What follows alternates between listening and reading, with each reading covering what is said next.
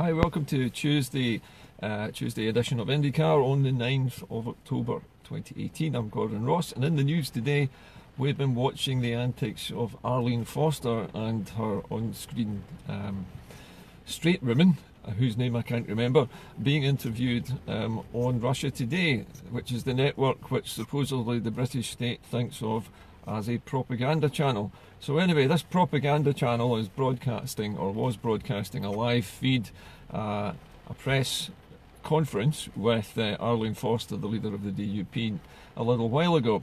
And having watched this with growing amusement, I think is the best word, while Arlene Foster attempted, as I've said at the preamble to this show, to hammer a square peg into a round hole using only the forehead of unionism, trying to argue that the United Kingdom voted entirely, the whole country voted to leave the EU, despite the fact that her own constituents voted to stay, and the entire country of Scotland voted to stay in the EU as well. So her first statement about it being an entirely whole UK vote was a fallacy right from the beginning. It was a complete load of bollocks, as we all know, that the whole of the UK didn't vote to leave the EU. But anyway, she maintains this, and as she has explained, using the union-splaining technique that she has, that it was a UK-wide vote, and she wants Northern Ireland to Brexit with the rest of the UK, not be treated any differently from the rest of the poor suckers in England, who are going to have their jobs ruined and lost as well.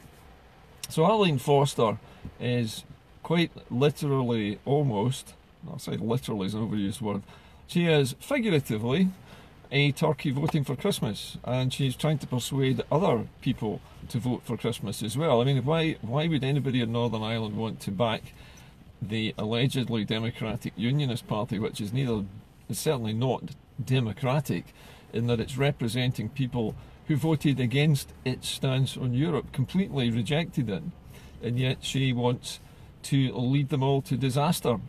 Anyway, Arlene was saying that she wanted no hard border. She wanted no border between herself, her part of Ireland, and the other unmentionable part of Ireland that she doesn't recognise. She wants to trade only with the UK. She wants an invisible, imaginary border across Ireland, but one which will keep the South out, basically, and not allow those nasty European Irish people to come across into her glorious British state. All of this nonsense, as though she has any kind of power over the situation. You could see from the way that Arlene was talking to the press that she was revelling in all the attention she was getting. And she really thinks that she has the Tories by the short and curlies over this, and that only her party can keep Brexit going. Well, I think actually that's not really true. I mean, the Labour Party is more than likely to support the Tories in the whole Brexit argument anyway. So no matter what cobbled together dog's dinner Theresa May comes back from Brussels with, it will be accepted by the UK Parliament, because otherwise it's going to be chaos for years to come. And I think the Labour Party will go along with it, and it won't matter whether Arlene Foster says yes or no to anything. She doesn't seem to realise that the British state no longer cares about Ireland or Scotland. A poll of English Brexit voters, English Tory voters, 75% of them said that if the only thing standing in the way of Brexit was Northern Ireland, they would happily see Northern Ireland reunify. And another 75% approximately said the same thing about Scotland. If the only way to get Brexit for England was to let Scotland separate, they would be happy to do that as well.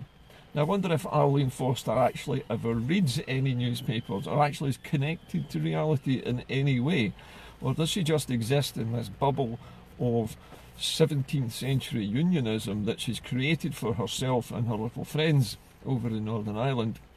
I feel very sorry for all the people in Northern Ireland, unionists and Republicans, who are represented by this idiot, who plainly thinks that she can talk Michel Barnier, the chief negotiator of the European Union, into accepting no barrier at all on the frontier of the European Union with the UK. None. No barrier at all. How are the European Union going to check who's coming in and out of their territory? How are they going to check whether food and other things are safe? How are they going to check that terrorism and weapons are not crossing the border? How are they going to check for illegal immigration into and out of Europe? How are the British, for that matter, going to check for illegal immigration through this non-border?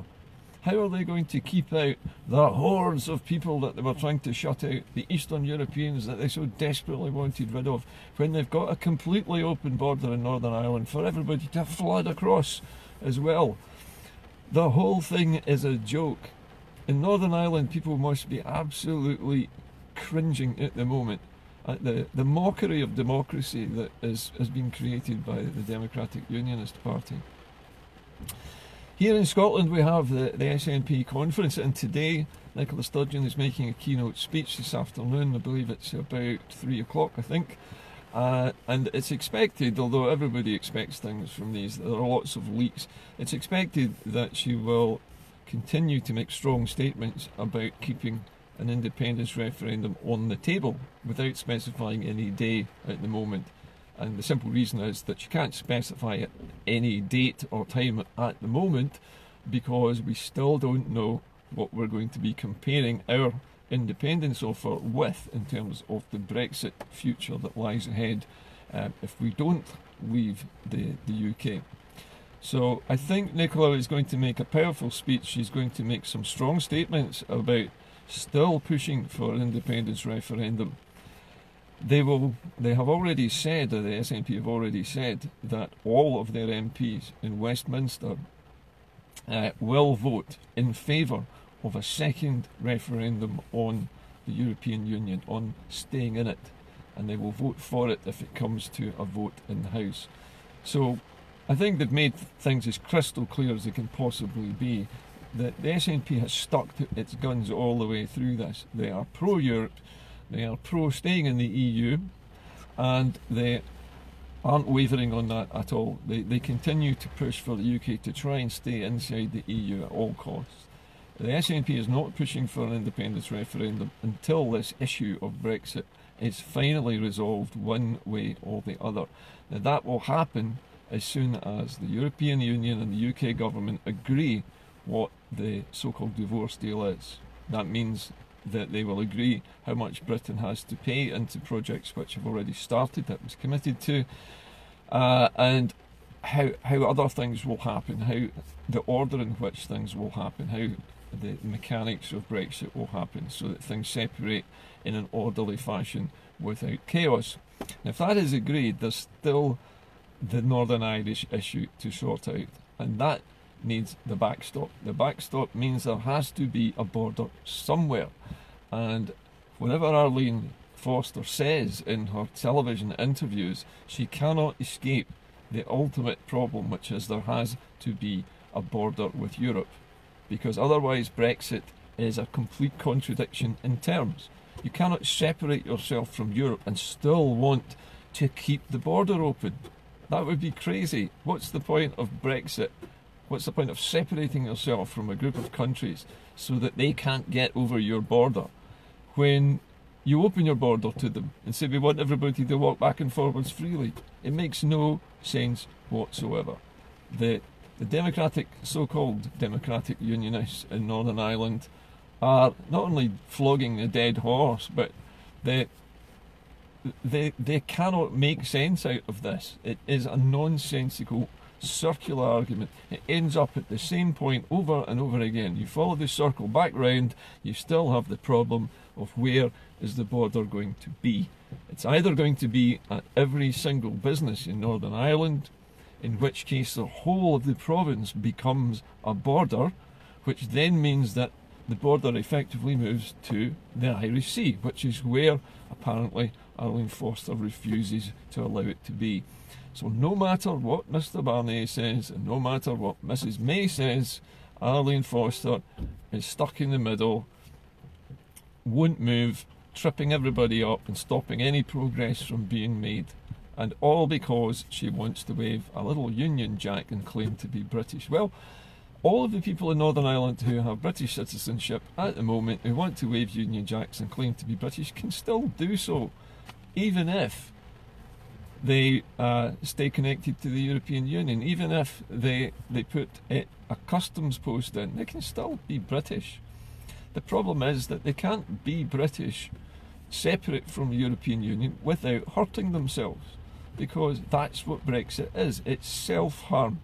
It's cutting yourself off from one of your primary markets deliberately because you want to separate yourself from the European Union. So Arlene Foster, you can't have it both ways. You either want to be separated and have a border, or you don't. Which one is it? Because if you don't want a border, then that means you want to be in the EU. If you don't want a border in Ireland, then that means you want to be reunified with the South. If you want a border, that means you want to stay in the UK and you want a wall across Ireland. You cannot have it both ways. This is a binary choice. The UK and the EU can try and fudge this, but eventually what will end up happening is the entire 6 counties will end up being a huge fat border in the Irish Sea, because that's the only option that can possibly exist in Brexit. There isn't any other option. That's the best compromise that can possibly be made.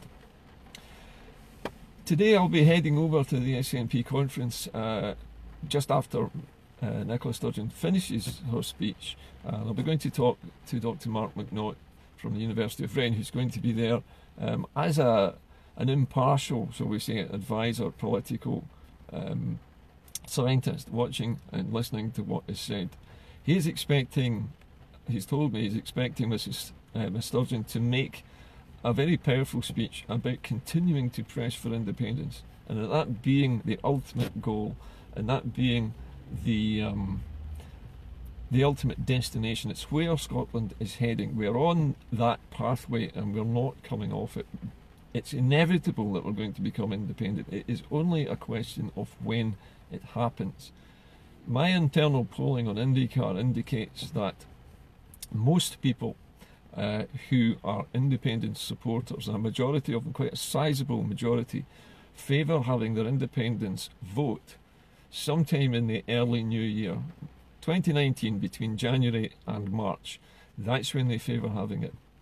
And another equal-sized majority of those voters and those viewers of the show have indicated that they don't want a Section 30 order binding referendum.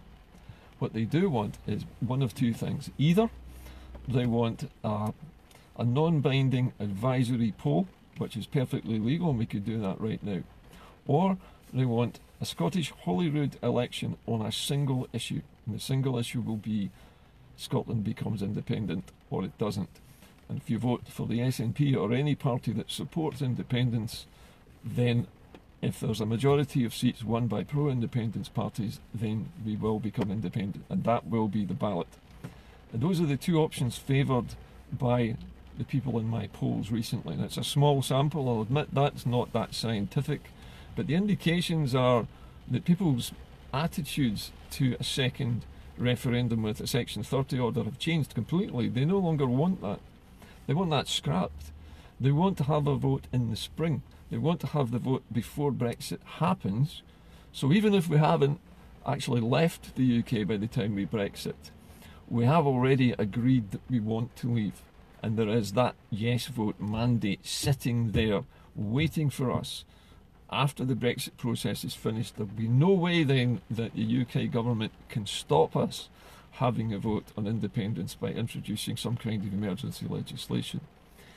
So polling can be useful because it helps us to see what people actually want us to do. And I think the Scottish Government worry too much about British polls and not enough about polls of their own supporters. So I'm mentioning this today because I think it might help. It might help the SNP to tailor the date at which we will have either a vote on this or we will have a Scottish Government general election. But whatever we do have, it's important that we don't have a Section 30 binding referendum, because that's what the British government wants, and they will want to run it. They'll want their election agents, their election commission to run it as well, like they did last time, and that would be a mistake. We need to run this ourselves, but it must be open, transparent, and completely fair to everybody, including those who want to stay in the EU, who want to stay in the UK.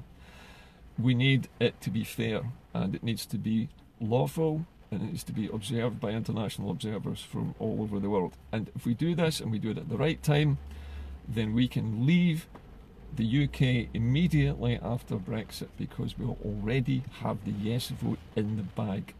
People who think that there aren't enough Scots convinced yet are wrong. The Scots are convinced, but the polls are always being manipulated to show it being too close to call.